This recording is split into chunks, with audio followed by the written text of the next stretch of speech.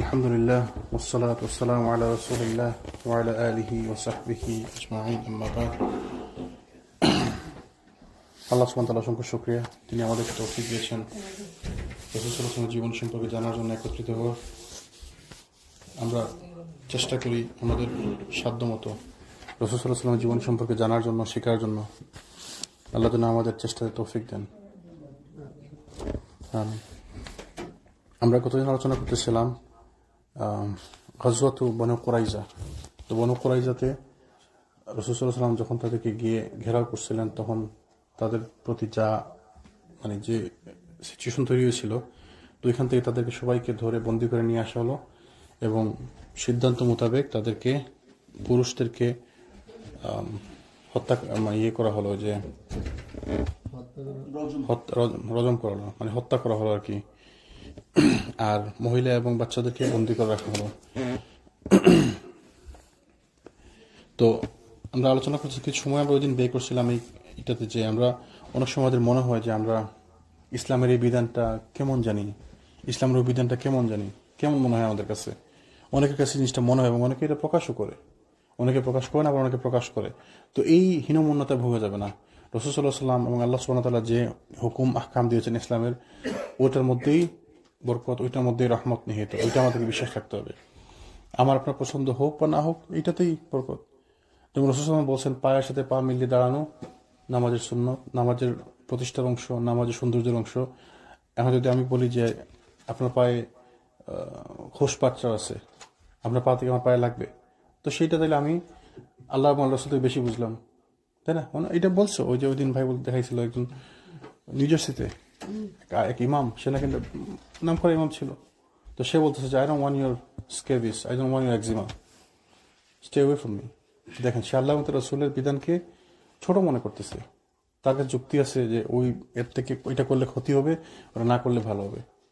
তো এই জন্য কোরআন এবং সুন্নাহ কোনো বিধানকে নিয়ে হীনমন্যতায় ভোগা যাবে না, যে এটা কেমন জানি মনে হয়, এটা কেমন জানি। যেমন পর্দার বিধানটা, এই শুধু সবকিছু ঢাকা, শুধু চোখটা খোলা, কেমন লাগে এটা দেখতে? আপনার কেমন লাগলো? এটা আমাদেরকে বিশ্বাস থাকতে হবে, আমাদের এটা ইমান থাকতে হবে মজবুত, যে এইটার মধ্যেই কল্যাণ নিহিত। যেমন ইসলামের যে কোনো একটা বিধান যদি আমি হীনমন্যতা করি, কিংবা আমি এটা অ্যাভয়েড করে যাই, কিংবা ইসলাম থেকে খারিজ, নওয়াকিদুল ইসলাম। ইসলাম থেকে, ইসলাম ভঙ্গকারী 10টা বিষয়ের মধ্যে একটি হচ্ছে আল্লাহ এবং আল্লাহর রাসূলের কোনো বিধানকে অস্বীকার করা, কোনো বিধানকে নিয়ে হাসাহাসি করা, কোনো বিধানকে ছোট মনে করা, এই বিধান থেকে কোনো কিছু উত্তম মনে করা। তো এই সমস্ত কারণসমূহ হচ্ছে ইসলাম ভঙ্গকারী বিষয়। তো কেউ যদি এই সমস্ত জিনিস মাথায় রাখে, মনে করে, তাহলে তার ইসলাম ভেঙে যাবে, তার ইমান ভেঙে যাবে, সে ইসলাম থেকে খারিজ হয়ে যাবে। তো আমাদের অনেকে এটা না বুঝে এটা করতেছে। শুধু সাধারণ মানুষরা না, অসাধারণ মানুষরা এটা করতেছে, স্কলাররা এটা করতেছে, এবং এটা ওপেনলি করতেছে। ইউটিউবে আছে বক্তব্য, আপনি শুনতে পারেন, ওপেনলি বলতেছে। তো এই সমস্ত আইডিয়া থেকে আমাদের বেরিয়ে আসতে হবে, ওই সমস্ত বক্তা থেকে আমাদেরকে বেঁচে থাকতে হবে। আল্লাহ যেন আমাদেরকে তৌফিক দেন।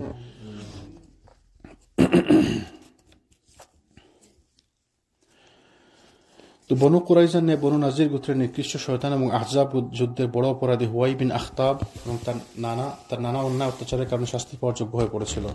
আমরা আলোচনা করছিলাম যে বনু কুরাইজাকে আসলে ফুসলিয়ে ওদেরকে বিশ্বাসঘাতকতার দিকে নিয়ে গিয়েছিল কে? বনু নাজির গোত্রের নেতা হুয়াই বিন আখতাব, যে ছিল ইহুদিদের বড় নেতা, ওই বনু নাজির গোত্রের বড় নেতা, এবং সে মদিনা থেকে আগেই বিতাড়িত হয়েছিল। তাকে রাসূল সাল্লাল্লাহু আলাইহি ওয়াসাল্লাম আগেই তাদের সততার কারণে, তাদের মুনাফিকের কারণে তাদেরকে মদিনা থেকে আগেই বিতাড়িত করে দিয়েছেন। তো সে ওই আহজাব যুদ্ধের সময় এসে বনু কুরাইজার নেতাদের সঙ্গে বসে তাদেরকে বুদ্ধি পরামর্শ দিয়ে তাদেরকে বিশ্বাসঘাতকতাকে নিয়ে যায়। তো এই কারণে সেও শাস্তি পাওয়ার যোগ্য হয়ে পড়েছিল। এই ব্যক্তি উম্মুল মুমিনুন সাফিয়া রাদিয়াল্লাহু আনহার পিতা ছিল। তার মেয়ে ছিল সাফিয়া বিনতে হুয়াই বিন আখতাব। রাসূল সাল্লাল্লাহু আলাইহি ওয়াসাল্লাম তাকে পরবর্তীতে বিবাহ করেন এবং তিনি উম্মাহাতুল মুমিনিনদের মধ্যে একজন। ইনশাআল্লাহ আমরা আগামীতে আলোচনা করবো ওনার ব্যাপারে। কুরাইশ এবং গাতাফানদের সঙ্গে যুদ্ধ থেকে প্রত্যাবর্তনের পর যখন বনু কুরাইজাকে অবরোধ করা এবং তারা দুর্গ মধ্যে অবরুদ্ধ জীবনযাপন করতে থাকে, তখন বনু কুরাইজার সঙ্গে হুয়াই বিন আখতাব দুর্গের মধ্যে অবরুদ্ধ অবস্থায় থাকে। আপনাদের মনে আছে কিনা বলছিলাম যে হুয়াই বিন আখতাব যখন তাদেরকে পারতেছিল না, বোঝানোর জন্য সক্ষম হচ্ছিল না, সে বলছিল এক পর্যায়ে যে ঠিক আছে, আমি তোমাদের সঙ্গে থাকবো, তোমাদের যা হয় আমার তাই হবে, প্রয়োজনে আমি তোমাদের সঙ্গে, মোহাম্মদ যদি তোমাদের সঙ্গে তোমরা যদি মোহাম্মদের সঙ্গে যুদ্ধে পেরে নাও উঠো, যদি পরাজিত হতো আমি তোমাদের সঙ্গে আত্মসমর্পণ করব, তো তোমাদের যে গতি আমার সেই গতি, এই সমস্ত জিনিস বলে সে তাদেরকে ফুসলিয়ে উঠেছিল। তো সে ওই দুর্গের মধ্যে অবস্থান করতেছিল, হুয়াই বিন আখতাব। কারণ আহজাব যুদ্ধের সময় ব্যক্তি যখন কাব বিন আসাদকে বিশ্বাসঘাতকতা এবং গাদ্দারি করার জন্য উদ্বুদ্ধ করতে এসেছিল, তখন সে অস্বীকার করেছিল এবং তখন চলছিল সে অঙ্গীকারেরই বাস্তবায়ন। তো সে তাদের সাথেই ওই দুর্গের মধ্যেই অবস্থান করতেছিল। তাকে যখন রাসূল সাল্লাল্লাহু আলাইহি ওয়াসাল্লামের খেদমতে নিয়ে আসা হলো, তখন সে একজোড়া পরিধেয় বস্ত্র দ্বারা নিজেকে আবৃত করে রেখেছিল। তার পরনে কাপড় ছিল, তাই না? তো এই পোশাককে সে নিজেই প্রত্যেক দিক থেকে এক আঙ্গুল করে চিরে রেখেছিল, যাতে তার লুণ্ঠিত মালামালের মধ্যে গণ্য না করা হয়। দেখেন সে কিরকম শত্রুতা ইসলামের সাথে। তার পরন যে কাপড়টা ছিল, সেই কাপড়টাকে নিজের থেকে সব দিকে ছিঁড়ে রেখেছিল, যে আমাকে হত্যা করার পরে আমার কাপড় যেন গনিমতের মাল হিসেবে ওরা ইউজ করতে না পারে। বুঝছেন? মানে আমাকে বন্দী করার পরে তো আমার যে সম্পদ থাকবে ওদের, তাই না? এটা তো নিয়ম আগেকার দিনের। যুদ্ধে লব্ধিত মাল, গনিমতের মাল বা বুটি বুটি দ্য ওয়ার। তো সে তার কাপড়, নিজের কাপড়, ভালো কাপড় ছিল, সে নেতা ছিল, সে তার কাপড়কে সে নিজে থেকে ছিঁড়ে রেখেছিল যাতে ওটাকে ইউজ করতে না পারে, no one can use it. সুবহানাল্লাহ, কিরকম মানে শত্রুতা ইসলামের সাথে।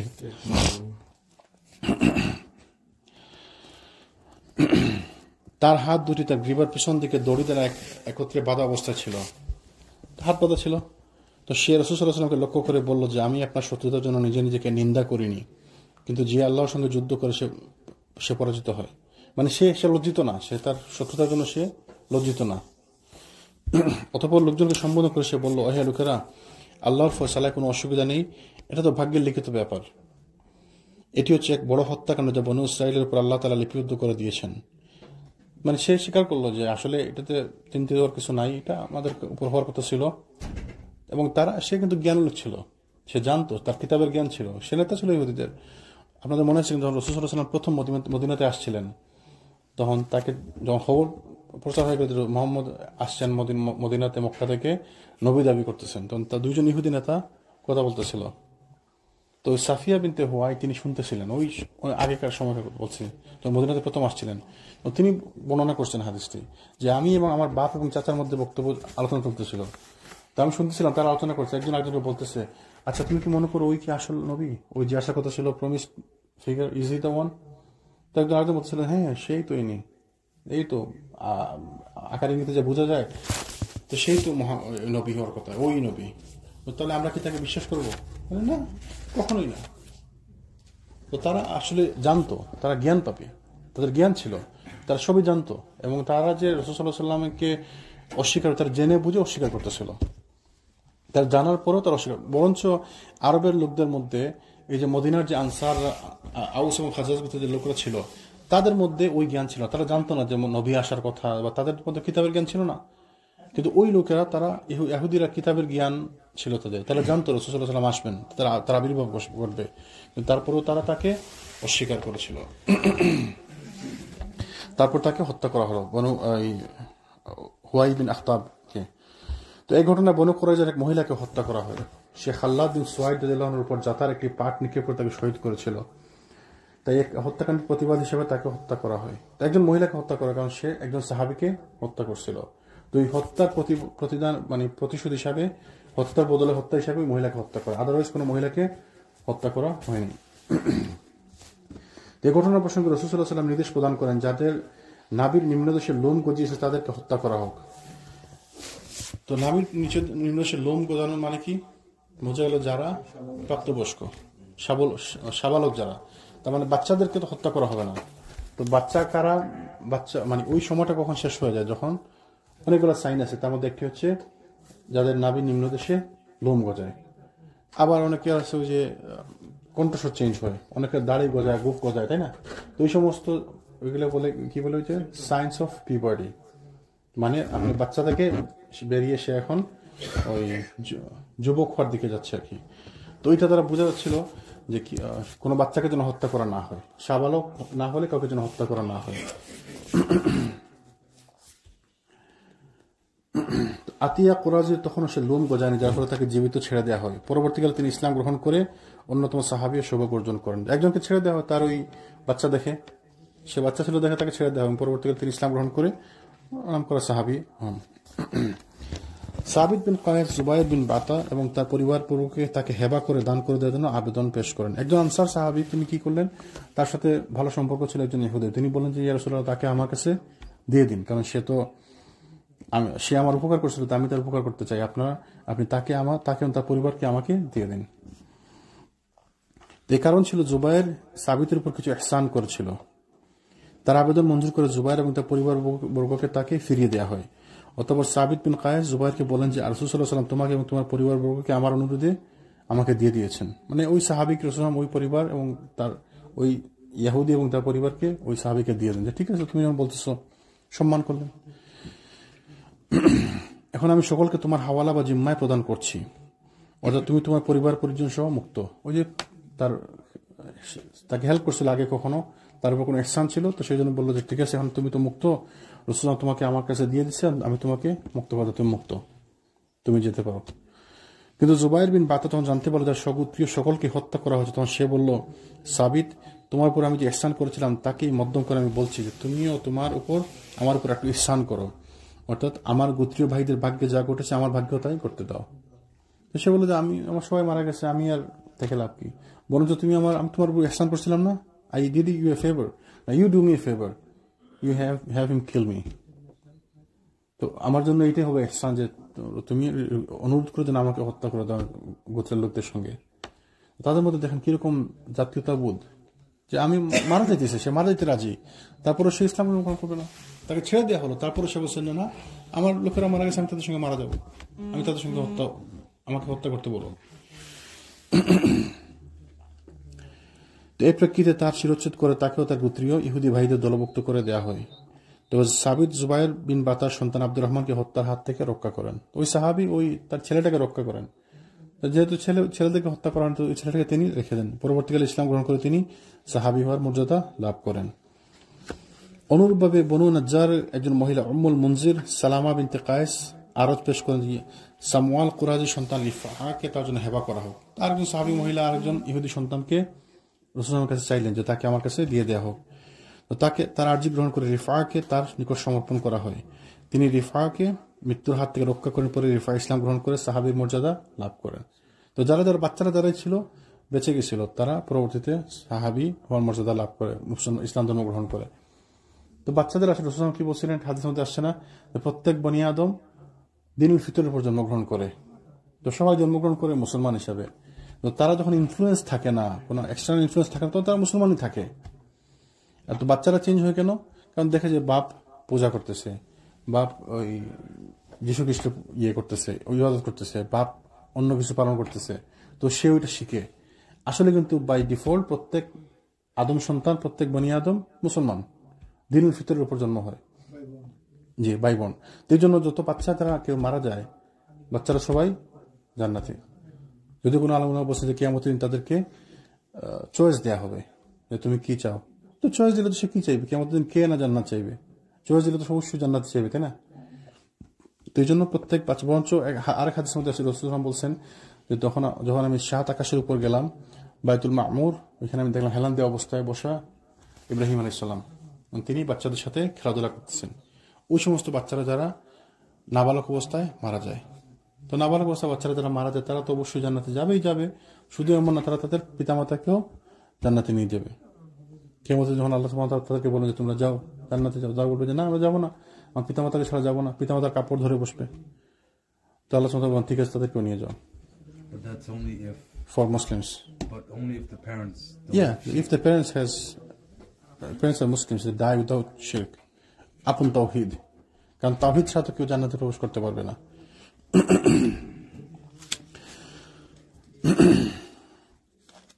বনু কুরাইজার আরো কিছু সংখ্যক লোক অস্ত্রশস্ত্র নিক্ষেপ এবং আত্মসমর্পণের পূর্বে ইসলাম গ্রহণ করেন। আরো কিছু লোক যারা আত্মসমর্পণ করার আগেই ইসলাম গ্রহণ করেন। অনেকের মধ্যে থাকে যে কিছু খের থাকে তাদের মধ্যে, আল্লাহ যাদের ভালো চান তাদেরকে আল্লাহ দিনের প্রতি নিয়ে আসেন। তো কিছু লোক ছিল যারা আগেই মুসলমান হয়ে গেছিল, তো তারা তাহলে বেঁচে গেল, তারা আত্মসমর্পণ করার পরে মুসলমান হয়নি, বরং আগেই তারা মুসলমান হয়ে গেছিল। তাদের জীবন, ধন সম্পদ এবং সন্তান সম্পূর্ণ নিরাপদ থাকে। এর রাত্রিতে আমর বিন সাদি নামক এক ব্যক্তি বনু কুরাইজার অঙ্গীকার ভঙ্গের ব্যাপারে অংশগ্রহণ না করে দুর্গ থেকে বের হয়ে যায়। প্রহরীদের কমান্ডার মোহাম্মদ বিন মাসলামা তাকে দেখে চিনতে পারেন এবং তাকে ছেড়ে দেন। পরে আর তার কোনো খোঁজ পাওয়া যায়নি। তাদের মধ্যে একজন ছিল যে বলছিল যে না, আমি তোমাদের এই সমস্ত ঝামেলার মধ্যে নাই। আমি এটা আগেও হয়েছিল যখন যুদ্ধকালীন অবস্থা যখন তারা বিশ্বাসঘাতকতা করতেছিল, তখন তাদের মধ্যে একজন বলছিল ইহুদিদের মধ্যে যে তোমরা কেন বিশ্বাসঘাতকতা করতেছো? মোহাম্মদ তো সত্য, মোহাম্মদ যা বলছে সত্য বলছে। তো সব সময় খারাপের মধ্যে ভালো লোক থাকে কিছু, এবং তাদেরকে আল্লাহ অবশ্যই পুরস্কৃত করেন। তো এই জন্য আমাদের অনেকে প্রশ্ন করে যে, শুনছেন এই প্রশ্ন আপনার, যে মাদার তেরেসা কি জান্নাতে যাবে? শুনছেন না এই প্রশ্ন? শুনছেন না? খুব কম প্রশ্ন না?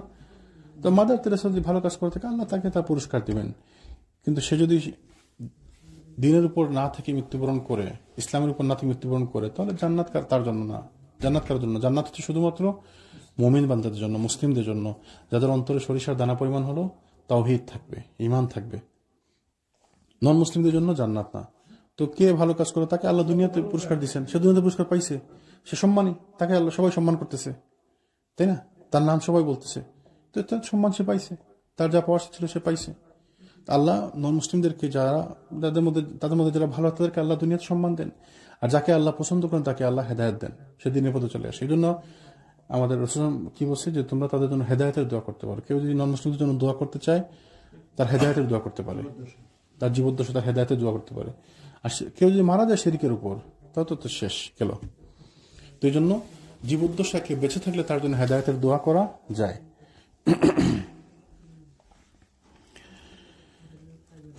রাসূল সাল্লাল্লাহু আলাইহি ওয়াসাল্লাম বনু কুরাইজার ধন সম্পদের 1/5 বের করে নিয়ে বন্টন করে দেন।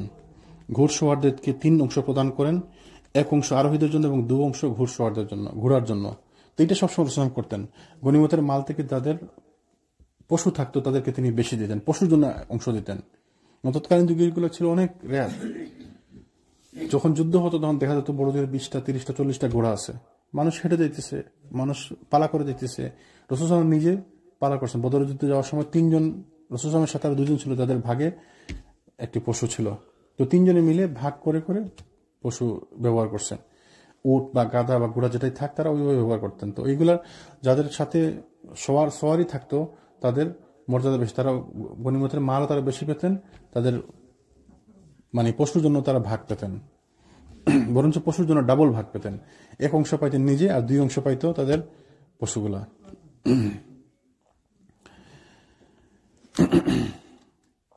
যারা পায়ে হেঁটে গমন করেছিলেন তাদেরকে 1 অংশ প্রদান করেন। কয়েদি এবং শিশুদেরকে সাদ বিন জায়েদ আনসারীর তত্ত্বাবধানে নাজ দেশে প্রেরণ করে তাদের বিনিময়ে ঘোড়া এবং অস্ত্রশস্ত্র ক্রয় করে আনা হয়। যারা বেঁচে গেছিল কয়েদিদের মধ্যে ছেলে এবং অন্যান্য যারা বয়স্ক বা মহিলা ছিল, তাদেরকে অন্য জায়গায় পাঠিয়ে তাদের বিনিময়ে, তাদেরকে বিক্রি করে তাদের বিনিময়ে ঘোড়া এবং অস্ত্রশস্ত্র কিনে নেওয়া হয়। রাসূল সাল্লাল্লাহু আলাইহি ওয়াসাল্লাম বনু কুরাইজার মহিলাদের মধ্য থেকে রায়হানা বিনতে আমর বিন খুনাফাহকে নিজের জন্য মনোনীত করেন। তো সবাই যেমন তখন তো কৃতদাসী প্রথা ছিল, তো রাসূল সবাই ভাগে পাইতেন। তো রাসূল ভাগে নিছেন কাকে? রায়হানা বিনতে আমর বিন খুনাফাহকে নিজের মনোনীত করেন। তো এটি একটি গুরুত্বপূর্ণ ব্যাপার। এখানে আমরা অনেকে যেমন রাসূল সাল্লাল্লাহু আলাইহি ওয়াসাল্লামের পত্নীদের নাম জানি, তাই না? বলতে পারবেন কেউ 11 জন পত্নীর নাম? আচ্ছা, অনেকে জানে 11 জন পত্নীর নাম জানে। তো এই মহিলাকে রাসূল সাল্লাল্লাহু আলাইহি ওয়াসাল্লাম বিয়ে করছিলেন, অনেক বিভিন্ন রায়তে আসছে। উনি কিন্তু 11 জনের মধ্যে নাই, 11 জনের যে হিসাব তার মধ্যে নাই। তো এই জন্য ওনার ব্যাপারে কোনো কোনো রেওয়ায়তের মধ্যে আসছে তিনি রাসূল তাকে বিয়ে করছিলেন, তাই না? তো নাম কি? রায়হানা বিনতে আমর বিন খুনাফাহ। ইবনে ইসহাকের বর্ণনা মতে রাসূল সাল্লাল্লাহু আলাইহি ওয়াসাল্লামের ওফাত প্রাপ্তি পর্যন্ত রায়হানা তার মালিকানাতেই ছিলেন। ইবনে ইসহাক বলেন যে রাসূল সাল্লাল্লাহু আলাইহি ওয়াসাল্লামের মৃত্যু পর্যন্ত ওই মহিলা তার সাথেই রাসূল সাল্লাল্লাহু আলাইহি ওয়াসাল্লামের তত্ত্বাবধানেই ছিলেন। কিন্তু কালবির বর্ণনা মতে রাসূল সাল্লাল্লাহু আলাইহি ওয়াসাল্লাম 6ষ্ঠ হিজরিতে তাকে মুক্ত করে দিয়ে তার সঙ্গে বিবাহ বন্ধনে আবদ্ধ হয়েছিলেন। আরেক বর্ণনায় আসছে রাসূল সাল্লাল্লাহু আলাইহি ওয়াসাল্লাম তাকে মুক্ত করে দেন 6ষ্ঠ হিজরিতে, মানে 1-2 বছরের মধ্যে, এবং তার সঙ্গে বিবাহ বন্ধনে আবদ্ধ হন। পরে বিদায় হজ পালন শেষে তিনি মদিনায় প্রত্যাবর্তন করেন, তখন তার মৃত্যু হয়। রাসূল সাল্লাল্লাহু আলাইহি ওয়াসাল্লাম তাকে জান্নাতুল বাকি, এখানে জান্নাতুল বাকি লিখছে, এখানে অনুবাদের মধ্যে কত ভুল, বাকিউল গারকাদ, বাকি কবরস্থানে দাফন করেন, কবরস্থ করেন। তো এই বিভিন্ন বর্ণনা আছে তিনি রাসূল সাল্লাল্লাহু আলাইহি ওয়াসাল্লাম তাকে বিয়ে করেন। আরেক বর্ণনা আছে তিনি মৃত্যু পর্যন্ত তার মালিকানাতেই ছিলেন, মানে তার মিল্ক ইয়ামিন যেটাকে বলে, ডান হাত, রাইট হ্যান্ড পজেসেস, মানে যারা দাসী ছিল আর কি, কৃতদাসী, মিল্কি ইয়ামিন বলে। ওই এখন তার প্রথা নাই। অনেকে আবার এটা নিয়ে প্রশ্ন করে যে এই যে দাস প্রথা ইসলামে, এটা কিরকম বিধান? আমি হয়তো বুঝি না, আমি হয়তো বুঝাতে পারবো না, but I believe this is the correct one, this is the good one.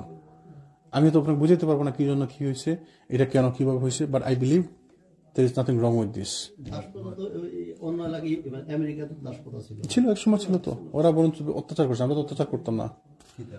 No, some people ask slavery system in Islam. Oh, the scholars went about to say that that you have to explain to them the difference between the slavery of American and the slavery of Islam. Like আমাদের ইসলামে আমরা slavery ছিল, তাদেরকে তার খাওয়া দাওয়া, তার কাপড় চোপড় সবকিছু ভরণ পোষণ ঠিকঠাক মতো দেয়। আপনি যা করবেন তাকেও তাই দিবেন, আপনি যা খাবেন তাকেও তাই খাওয়াবেন। এবং অনেক সময় স্ত্রীর মর্যাদা পেত, দাসী যারা ছিল স্ত্রীর মর্যাদা পেত।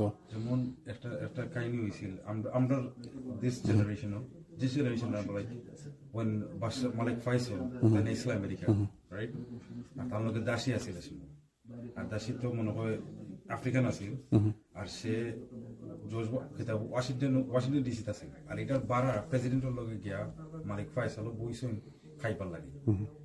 আর কি হয়েছে এ সময় তো খালাইন্তরে সব রেস্টুরেন্টে দিত না হামাইতে, তো তারা উঠিয়া কইছে যেন তোর এগুলো আমাই করতো না।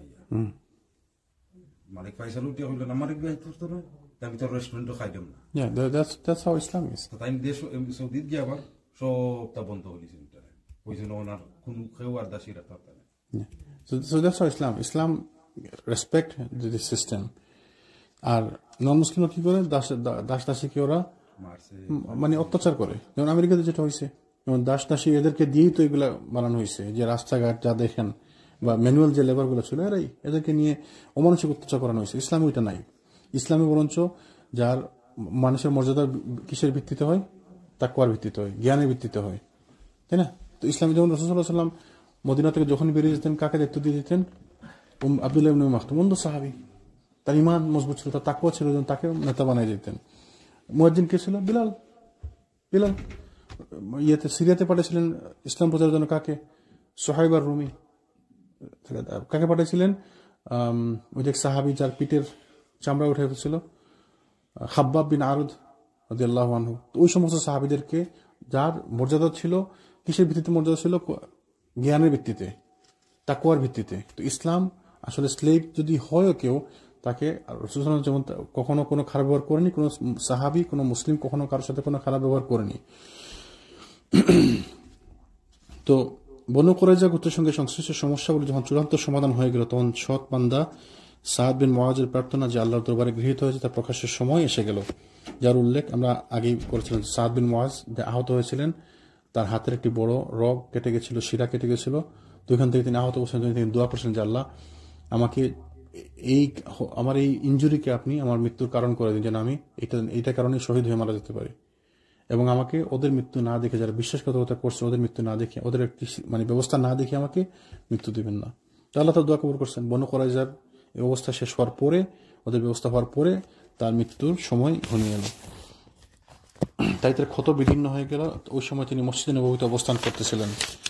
রাসূল সাল্লাল্লাহু আলাইহি ওয়াসাল্লাম তার জন্য মসজিদে শিবির স্থাপন করে দিয়েছিলেন, যাতে তার নিকট থেকেই তার সেবা শুশ্রূষা করা যায়। মসজিদে থাকতেন তিনি শেষের দিকে। রাসূল সাল্লাল্লাহু তাকে ব্যবস্থা করে দিয়েছিলেন মসজিদে থাকার জন্য, যাতে টেক কেয়ার করা যায়, সবাই যেন তার টেক কেয়ার করতে পারে। তো আয়েশা রাদিয়াল্লাহু আনহা বিবরণ সূত্রে জানা যায় যে তার বিভিন্ন ক্ষতস্থান থেকে রক্ত প্রবাহিত হয়। মসজিদে বনু গিফার গোত্রের লোকজন কয়েকটি শিবিরও ছিল। যেহেতু তাদের দিকে রক্ত বয়ে যাচ্ছিল, তারা দেখে বলল যে ওহে শিবিরওয়ালা, এগুলো কি যা তোমাদের দিক থেকে আমাদের দিকে বয়ে আসছে? তো তারা লক্ষ্য করলো যে সাদের ক্ষতস্থান থেকে রক্ত স্রোতে প্রবাহিত হচ্ছিল। মানে ওই যে মসজিদ ছিলেন, তো তখন কিছু লোক দেখলো যে রক্ত বের হয়ে গড়িয়ে যেতেছে। আর বলে যেগুলো কি, তখন তারা বুঝতে পারলো যে সাদের ওই হাত থেকে রক্ত পড়তেছে। এইভাবে তিনি মৃত্যুবরণ করেন, সাদ ইবনে মুআজ রাদিয়াল্লাহু আনহু। তো রাসূলুল্লাহ বলেন, বুখারী মুসলিমের হাদিস, মুত্তাফাকুন আলাইহি, ইহতাজ্জা আরশুর রহমানি লিমাউতি সাদ ইবনে মুআজ। সাদ ইবনে মুআজের মৃত্যুতে আল্লাহর আরশ কেঁপে উঠল। তো একমাত্র ওই সাহাবী যার মৃত্যুতে আল্লাহর আরশ কেঁপে উঠল। আর কোন সাহাবীর মৃত্যুর বর্ণনায় এই কথা পাওয়া যায় না যে আল্লাহর আরশ কেঁপে উঠছে। তো কত সম্মানিত সাহাবী, কত সম্মানিত লোক হইলে কোন নবীর ক্ষেত্রে নাই, যদি হয়ে থাকে কোনো বর্ণনা নাই। বর্ণনা আছে শুধুমাত্র এই সাহাবী সাদ বিন মুআজ রাদিয়াল্লাহু আনহু। আমরা দিন বলছিলাম যে ওনার ব্যাপারে, তিনি তো ওই সাহাবী যিনি বলছিলেন যে আমি মুসলমান হয়ে গেলাম, তোমরা যদি আমাকে ভালোবাসো, পছন্দ করো, তাহলে তোমরা সবাই মুসলমান হয়ে যাও, না তোমাদের সঙ্গে আমার কোনো কথা নাই। তো ওই সন্ধ্যার মধ্যে, ওই দিনের মধ্যেই সবাই তার গোত্রের সবাই মুসলমান হয়ে গেল। সম্মানী লোক, জাহিলিয়াত যখন ছিল তখন তার সম্মান ছিল, এবং ইসলামে এই যে প্রত্যারা খুব আছে যে কেউ যদি জাহিলিয়াতের মধ্যে সম্মানে থাকে, তো ইসলাম গ্রহণ করার পর তাকে এই সম্মানের মর্যাদা দেওয়া হয়। যেমন এই খালিদ বিন ওয়ালিদ সারা জীবন নেতা ছিলেন, কমান্ডার ছিলেন। ইসলাম গ্রহণ করার পরে প্রথম যুদ্ধেই তাকে কমান্ডার বানানো হয়। ইসলাম গ্রহণ করার পরে সপ্তাহ দিনের মধ্যে তাকে পাঠানো হয় যুদ্ধে, ওই যুদ্ধেই তিনি কমান্ডার হিসাবে আবির্ভূত হন। রাসূলুল্লাহ তখন কি বললেন? সাইফুম মিন সুয়ুফুল্লাহ, আল্লাহর তরবারির সময়ের মধ্যে একটি তরবারি নেতৃত্ব হাতে নিছে। আবু সুফিয়ান নেতা ছিল সারা জীবন, ইসলাম গ্রহণ করার পরে রাসূলুল্লাহ তাকে নেতা বানিয়ে দিলেন। তখন মক্কা বিজয় যখন বলে দিলেন যে যারা আবু সুফিয়ানের ঘরে গিয়ে আশ্রয় নিবে তারা মুক্ত, তারা সিকিউর, যারা কাবা করে আশ্রয় নিবে তারা সিকিউর। এভাবে বলে দিলেন যে কার কার ঘরে গেলে আপনি সিকিউর। আবু সুফিয়ানের নাম বলেন, অথচ আবু সুফিয়ান মক্কা বিজয়ের আগের দিন পর্যন্ত মুশরিক ছিল। আগের দিন রাত্রে গিয়ে সে মুসলমান হয়। তো তাই নেতা হিসেবে তাকে সম্মান করলেন।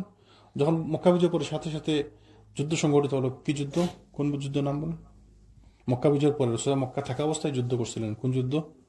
বড় যুদ্ধ ছিল, হুনাইনের যুদ্ধ। তো হুনাইনের যুদ্ধে অনেক গনিমতের অনেক মাল সংগ্রহিত হয়। কেন? কারণ কাতাফান গোত্র ছিল যুদ্ধ করার জন্য। তারা তাদের সব পরিবার পরিজন, ধন সম্পদ, মালামাল, গবাদি পশু সবকিছু সহ নিয়ে আসে। একদম one strike, either we win or we loose. আমরা জিতবো, না হলে আমরা হারলে একদম সবকিছু সহ ধ্বংস হয়ে যাবো, শেষ। তো ওই যুদ্ধে রাসূলুল্লাহ বিশাল গনিমতের মাল লব্ধ হয়। তো ওইখান থেকে রাসূলুল্লাহ সবাইকে দেন, অনেক বেশি করে দেন। ওই যুদ্ধে এটা হয়েছিল যে নতুন মুসলমান যারা ছিল তারা একজন কমপ্লেন করছিল যে ইয়া মুহাম্মদ তুমি ইনসাফ করোনি। ওই যুদ্ধে নতুন মুসলমান ছিল, বুঝে নেই। তো রাসূলুল্লাহ ওই যুদ্ধের পরে সবাইকে বেশি বেশি করে দেন। আবু সুফিয়ানকে সব থেকে বেশি দেন।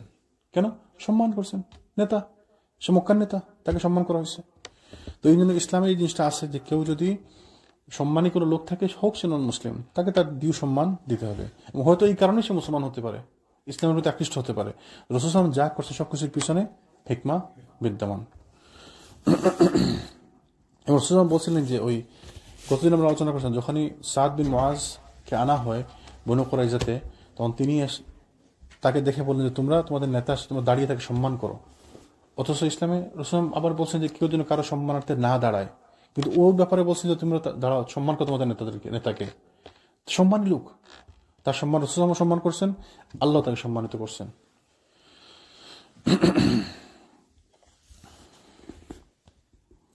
তো ইমাম তিরমিজি আনাস হতে একটি হাদিস বর্ণনা করেন যা বিশুদ্ধ বলে সাব্যস্ত করেছেন। যখন সাদ বিন মুআজের জানাজা উঠানো হলো, তখন মুনাফিকগণ বলল, এর লাশ কতই না হালকা। মানে যখন লাশ তো ভারী হয়ে যায় না? লাশ উঠেছেন না সবাই? লাশ উঠেছেন সবাই? দেখছেন না কিরকম ভারী হয়ে যায় না? লাশ গোসল দিচ্ছেন কেউ? ভারী লাশকে গোসল দিচ্ছেন আপনি? দেখছেন নি লাশ মানে গোসল দেওয়া অবস্থায় উঠান যায় না, নাড়ান যায় না, এত শক্ত হয়ে যায়, ভারী হয়ে যায়। গোসল দিতে 3-4 জন লোক লাগে। মানে ওই যে একটু কাত করা, একটু উঠে বসানো, মানে ভারী হয়ে যায়। তো এটা তখন রাসূলুল্লাহ হাদিসের মধ্যে কি আসছে, মুনাফিকগণ যারা ছিল তারা বলতে লাগলেন লাশ কতই না হালকা, মানে একদম হালকা মনে হচ্ছে। যারা উঠেছিল লাশটা তো হালকা, কি ব্যাপার? রাসূলুল্লাহ বললেন যে আল্লাহ ফেরেশতাগণ তার লাশ উত্তোলন করেছেন, ফেরেশতারা পর্যন্ত তার লাশ উত্তোলনে সাহায্য করছেন, ফেরেশতারা তার জানাজায় অংশগ্রহণ করছেন। এক বর্ণনা আসছে যে কোনো জায়গা খালি ছিল না, এত ফেরেশতা আসছিল তার জানাজায়।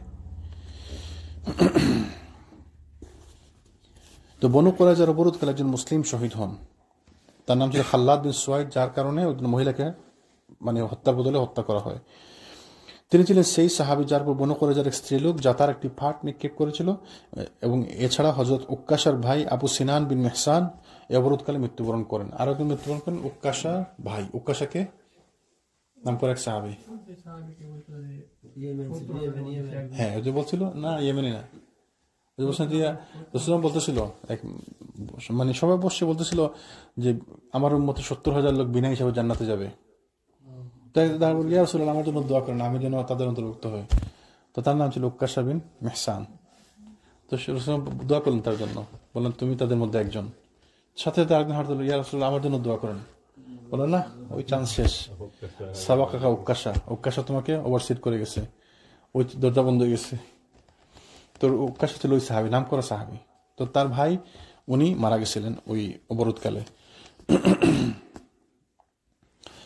যতদূর জানা যায় যে আবু লুবাবা 6 রাত্রি পর্যন্ত খুঁটির সঙ্গে বাধা অবস্থায় সময় অতিবাহিত করেন। আবু লুবাবা কে ছিল? কেমন আছে? He was the one who went to talk to. রাসূলুল্লাহ যারা ওই মুনাফিকরা ওই বনু কুরাইজারা চাইছিল যে আবু লুবাবার সঙ্গে আমরা কথা বলি, কারণ তার সাথে আমাদের সম্পর্ক ভালো। তো আবু লুবাবা গিয়ে তাদেরকে খারাপ বুদ্ধি দিয়েছিল, ইঙ্গিতে তাদেরকে বুঝেছিল যে তোমরা যুদ্ধ করো।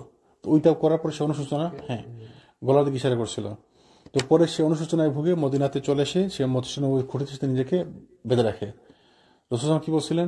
সে যদি আমার কাছে আসতো তাহলে আমি তার জন্য মাগফিরাতের দোয়া করতাম। এখন সে নিজের সিদ্ধান্ত নিজে নিয়ে নিছে, এখন এটা আল্লাহর পক্ষ থেকে সিদ্ধান্ত না আসলে আমার আর কিছু বলার নাই। তো সে মদিনাতে মসজিদের খুঁটির সাথে বাধাই আছে, 6 দিন হয়ে গেছে। সালাত প্রত্যেকবার সালাতের সময় তার স্ত্রী সাথে বাঁধন খুলে দিত, সে সালাত আদায় করতো, তারপরে আবার তার হাত পেতে দিত।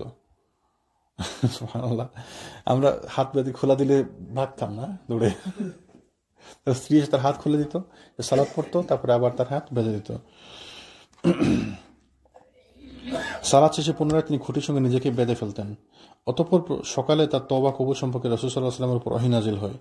সে সময় রাসূল সাল্লাল্লাহু আলাইহি ওয়াসাল্লাম উম্মু সালামার ঘরে অবস্থান করতেছিলেন। আবু লুবাবা বর্ণনা করেন যে উম্মু সালামা আপন গৃহের দরজায় দাঁড়িয়ে আমাকে বলেন যে হে আবু লুবাবা, শুভ সংবাদ, সন্তুষ্ট হয়ে যাও, আল্লাহ সুবহানাহু ওয়া তাআলা তোমার তওবা কবুল করেছেন। একথা শ্রবণ করে উপস্থিত সাহাবায়ে কেরাম তার বাঁধন খুলে দেওয়ার জন্য দ্রুত বেগে বেরিয়ে এলেন। খুশি হয়ে গেলেন সাহাবা যে মাশাআল্লাহ, সুবহানাল্লাহ, আল্লাহ তার দোয়া কবুল করছেন। এবং আল্লাহর পক্ষ থেকে ওহী আসছে, এটা কি ছোট ব্যাপার যে আল্লাহর পক্ষ থেকে ওহী আসছে আমার জন্য? মানে ও না, আল্লাহর পক্ষ থেকে তার জন্য ওহী আসছে যে আল্লাহ বলছে তাকে মাফ করে দেওয়া হলো। এরকম আগে হয়েছিল আর বা পরে হয়েছিল আর? ওই যে 3 জন তাবুকের যুদ্ধে যারা যায়নি, ওই 3 জনের জন্য আল্লাহ সুবহানার পক্ষ থেকে, ওইটা ছিল প্রায় 50 দিন পর তাদের জন্য আল্লাহর পক্ষ থেকে ওহী আসে। আর কার জন্য ওহী আসছিল? কার? আয়েশা রাদিয়াল্লাহু আনহা।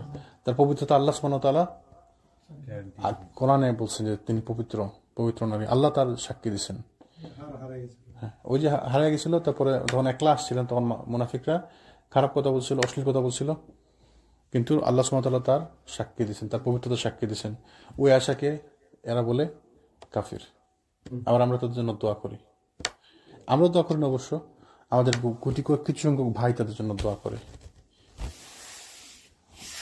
বাংলাদেশেও যেটা ওই গোত্রই দোয়া করে তাদের জন্য, এখানেও ওই গোত্রই তাদের জন্য দোয়া করে, পুরো পৃথিবীতে ওই গোত্রই শুধুমাত্র তাদের জন্য দোয়া করে, আর কেউ তাদের জন্য দোয়া করে না, একদম পুরো প্রকাশ্যে।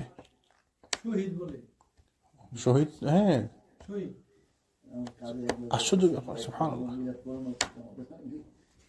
ওই যে বলছে খুঁজে দেখেন, সে ওই গ্রুপের সাথে জড়িত, ওই মসজিদে যায়, ওদের সাথে জড়িত। ওদের তো নিজস্ব কোনো বুঝ নাই, ওদের যা শুনছে ওরা বলতেছে যে বা যারা আল্লাহ যার ব্যাপারে সাক্ষী দিচ্ছেন ওকে তারা বলতেছে কাফির। তো এই সমস্ত লোকদেরকে আমরা মুসলমান মনে করি, শহীদ মনে করি, তাদের জন্য দোয়া করি। অথচ উলামারা কি বলছে? তাদের মৃত্যুতে খুশি হওয়া উচিত। আচ্ছা, আপনি খুশি হয়েন না, দোয়া না করেন তাদের জন্য, বা আপনি বুঝেন, আপনি চুপ থাকেন না। আমাদের অভ্যাস, আমরা না বুঝি আমাদেরকে কথা বলতে হবে পণ্ডিতি করে। আল্লাহ আমাদেরকে হেফাজত করুন। তো যখন সবাই দ্রুত বেগে বেরিয়ে গেলেন তার হাত খুলে দেওয়ার জন্য, তিনি রাসূল সাল্লাল্লাহু আলাইহি ওয়াসাল্লাম ছাড়া অন্য কারো হাতে বাঁধন খুলে নিতে তিনি অস্বীকার করলেন। বলে না, আমি রাসূল সাল্লাল্লাহু আলাইহি ওয়াসাল্লাম আসি আমার বাঁধন খুলবে, তোমরা কেমন হাত বাঁধন খুলে দিও না। তাই ফজরের সালাতের জন্য রাসূল সাল্লাল্লাহু আলাইহি ওয়াসাল্লাম যখন সেখান দিয়ে যাচ্ছিলেন তখন তার হাতের বাঁধন খুলে দেন। সাহাবীরা পছন্দ করতেন রাসূলুল্লাহকে, যে সাহাবী ইয়া রাসূলুল্লাহ, আপনি ওই কাপড়টা আমাকে দিয়ে দেন। কেন? কারণ সে চাইছিল যে ওই কাপড়টা দিয়ে তার কাফনের কাপড় পছন্দ করতো। রাসূল সাল্লাল্লাহু আলাইহি ওয়াসাল্লাম ওই যে পরবর্তীকালে সাহাবী হয়েছেন সুহাইল বিন আমর, কি বলছিলেন যে আমি যখন গেলাম হুদাইবিয়ার সন্ধির সময় কথা বলতে গেলাম, দেখলাম যে তাকে কিরকম সম্মান করতেছে তার অনুসারীরা। এত সম্মান, আমি কিসরার দরবারে গেলাম, কায়সার দরবারে গেলাম, আমি রোম সাম্রাজ্যে গেলাম, পারস্যতে গেলাম, কোনো কাউকে দেখি নাই কোন বাদশাকে, রাজাকেও সম্মান করতে, যে তার মুহাম্মদের অনুসারীরা মুহাম্মদকে যেভাবে সম্মান করে। সুবহানাল্লাহ। তো সাহাবীরা ভালোবাসতেন, এই জন্য তাদেরকে আল্লাহ সুবহানাহু ওয়া তাআলা তাদের প্রতি সন্তুষ্ট, রাদিয়াল্লাহু আনহুম ওয়া রাদু আনহুম। আল্লাহ তাদের প্রতি সন্তুষ্ট, এদেরকে ওরা গালি দেয়, ওকা দেয়। সবাই নাকি কাফের, ওই 3-4 জন সাহাবী ছাড়া। আহলে বাইতের পরে মাত্র 3 জন বা 4 জন সাহাবী ছাড়া বাকি সবাই কাফের। ঢালাও প্রত্যেক সাহাবী কাফের, একদম বাই নেম সবাই কাফের। তার মধ্যে কে? আবু বকর as-সিদ্দিক, ওমর ইবনে খাত্তাব, ওমর ফারুক, ওসমান গনি, এরা নাকি কাফের। সুবহানাল্লাহ। আর তাদের জন্য আমরা দোয়া করি। তো এই যুদ্ধ সংঘটিত জুলকাদা মাসে 25 দিন পর্যন্ত বনু কুরাইজার অবরোধ স্থায়ী থাকে। সূরা আহজাবে আল্লাহ সুবহানাহু ওয়া তাআলা খন্দকের যুদ্ধ এবং বনু কুরাইজার যুদ্ধ সম্পর্কে অনেক আয়াত অবতীর্ণ করেন। এই দুই যুদ্ধের উপর বহু গুরুত্বপূর্ণ বিষয়ের প্রতি আলোকপাত করেন। যেমন এই যুদ্ধের কারণে মুসলমানদের অনেক বড় পরীক্ষা হয়। যেমন আহজাবের যুদ্ধে এত সংখ্যক লোক দেখে মুসলমানরা ঘাবড়ে গেল। যাদের অন্তরে ঈমান দুর্বল ছিল, যাদের তারা বিচলিত হলো, তারা বললো যে মুহাম্মদ আমাদের সাথে মিথ্যা কথা বলছে। আবার যাদের ঈমান শক্ত ছিল তাদের ঈমান আরো মজবুত হলো। তারা কি বললো, হ্যাঁ রাসূলুল্লাহ তো আমাদেরকে এই কথাই বলছিলেন।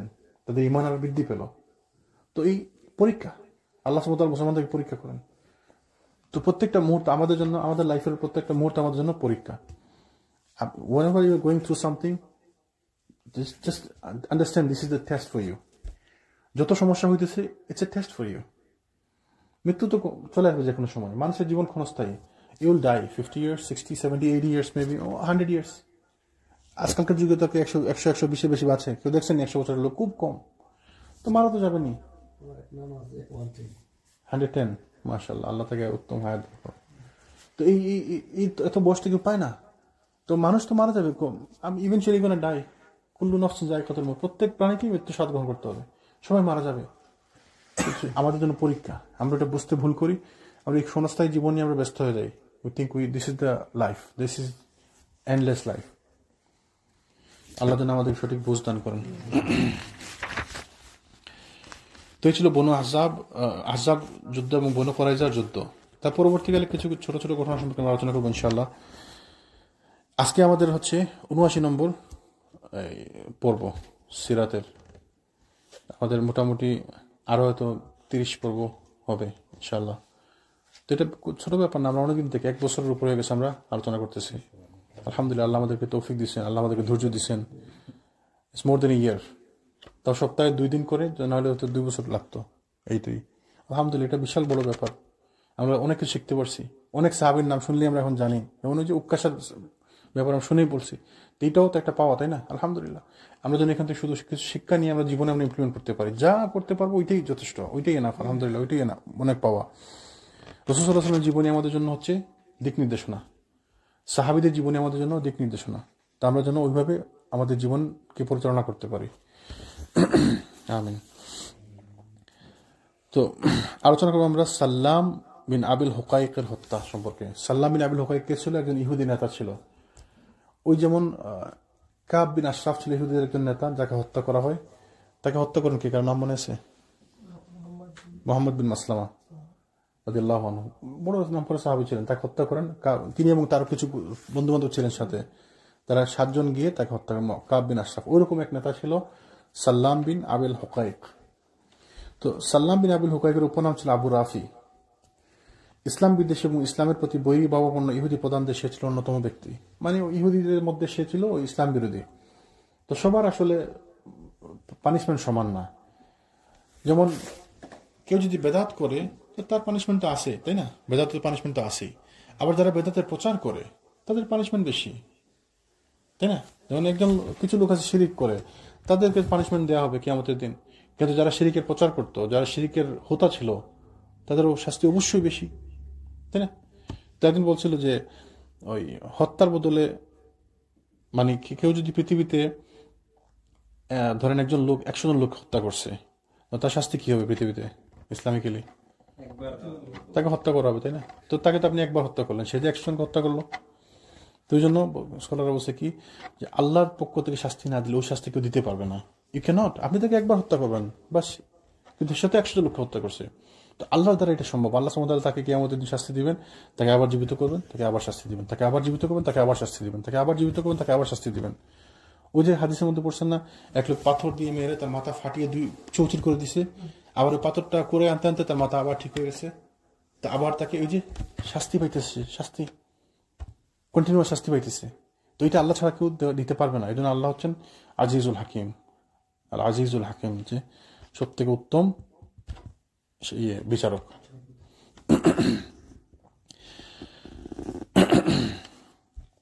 এই জন্য বললাম যে যারা শিরিক করে আর যারা শিরিক করায় সমান না, কিয়ামতের দিন গেলে বুঝতে পারবে। যারা অজ্ঞতাবশত করতেছে তাদেরকে হয়তো আল্লাহ কোনোদিন তাদের হেদায়েত দিতে পারেন, তাদেরকে আল্লাহ চাইলে মাফ করে দিতে পারেন, যারা অজ্ঞতাবশত করতেছে। আর যারা জেনে বুঝে শিরিক বেদাতের প্রচার করতেছে তাদেরকে আল্লাহ হেদায়েত দিন। হ্যাঁ, ব্যক্তি জীবনে সে নিজে করে, সবার গুনার ভাগিদার হইতেছে। যেমন ধরেন আমি একটি জিনিস প্রচার করে দিলাম এখানে, আমি একটা জিনিস শুরু করে দিলাম এখানে, তো আপনি করলেন, আপনি তো একটা গুনাহ করলেন, আপনি আপনার গুনাহগার হইলেন। আমি আমারটা তো পাইলাম, আপনারটাও পাইলাম, সবার তা পাইলাম। আবার ভালো ক্ষেত্রেও সেম, মান সান্না ফিল ইসলামি সুন্নাতান হাসান, কোন একটি সুন্নত ভালো কাজ প্রচার করে দিলেন, শুরু করে দিলেন, আমারটা তো আমি পাইলামই, সবার পক্ষ থেকে আমিও সবার সওয়াবের থেকে পাইলাম আমি অংশ। সেই জন্য কোনো জিনিসের ভালো কাজ করলে তো ভালো, নতুন যারা শুরু করতে তো ভালো, খারাপের দিক থেকে খারাপের উদ্যোক্তা যেন কেউ না হয়, আল্লাহ যেন কাউকে খারাপের উদ্যোক্তা না বানায়। এই যেমন ধরেন যারা বানাইছে ওই মিলাদ শুরু করছে, মিলাদ প্রথা, বা এই যে শিয়া মতবাদ যারা বানাইছে, যারা শুরু করছে, যে না বুঝে যে শিয়া হয়েছে সে তার অপরাধ, বা না বুঝে যে মিলাদ করতেছে বা যে কোনো বেদাত করতেছে সে তার অপরাধের শাস্তি পাবে, একগুণ শাস্তি পাবে, তাই না? আর যে শুরু করছিল কয়েকশো বছর আগে, যে প্রথম উদ্যোক্তা যে ছিল, তার গুনাহ রাখার জায়গা আছে? এই যে এত লক্ষ লক্ষ কোটি কোটি লোক প্রতিনিয়ত পড়তেছে বা করে গেছে বা মারা গেছে বা কেমন পর্যন্ত যে পড়বে, প্রত্যেকের গুনার ভাগ তার কাঁধে যাবে। যেমন পৃথিবীতে যত লোক হত্যা করবে, সবার হত্যার একটি অংশ যাবে কাবিলের ঘাড়ে। তো এরকম কাজ থেকে আল্লাহ যেন আমাদেরকে হেফাজত করেন। তো আমাদের মধ্যে কারো যদি এরকম কোনো কিছু থাকে তা আপনাকে তওবা করতে হবে। যদি আমরা এরকম কোনো কিছু করে থাকি, অজ্ঞতায় অজানায় যে কোনো কিছু করে থাকি, আমাদেরকে তওবা করতে হবে। তো রাসূল সাল্লাল্লাহু আলাইহি ওয়াসাল্লাম যে বলছে যে প্রতিদিন 70 বার ইস্তেগফার করতেন, কোনো বর্ণনা আছে 100 বার ইস্তেগফার করতেন, তাহলে বুঝেন কি জন্য ইস্তেগফার করতেন, কি জন্য আমাদেরকে শিখাইছেন। আমরা তো জানি না আমাদের কত ভুল আছে।